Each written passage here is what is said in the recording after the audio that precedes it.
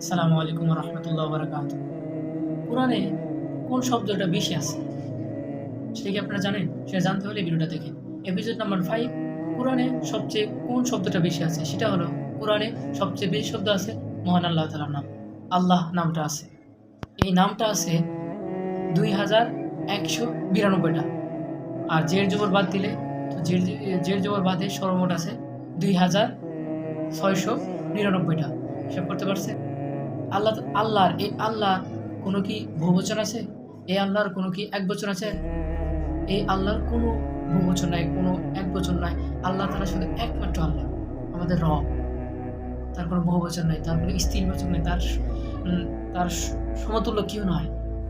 অথচ অন্য ধর্মে দেখেন ঈশ্বরের দেবী আছে। আর খ্রিস্টানদের দেখছেন, সেই খ্রিস্টানদের গডনেস আছে। আল্লাহ তাআলা প্রত্যেকবারই আমাদের বোঝানোর চেষ্টা করছে। কোরআনের মধ্যে প্রত্যেকবার একই কথা বলছে, বারবার বলছে যে আমি তোমাদের একমাত্র রব, আমার কোনো শরীক নাই, কোনো শরীক নেই।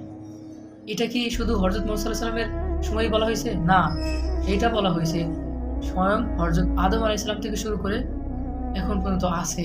এটা আমাদের ধর্মটা কত লজিক, কত যুক্তিযুক্ত দেখছেন।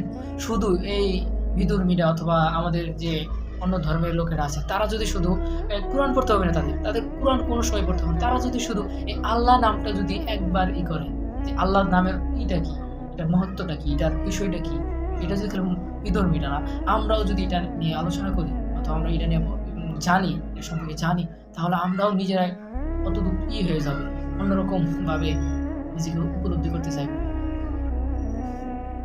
সবাই মানে সবচেয়ে সব বিজ্ঞানীরা সত্য বড়ই আছে কেন এই পৃথিবীর মধ্যে সবাই ইসলাম ধর্মটাকে সবচেয়ে লজিক্যাল ধর্ম মনে করে।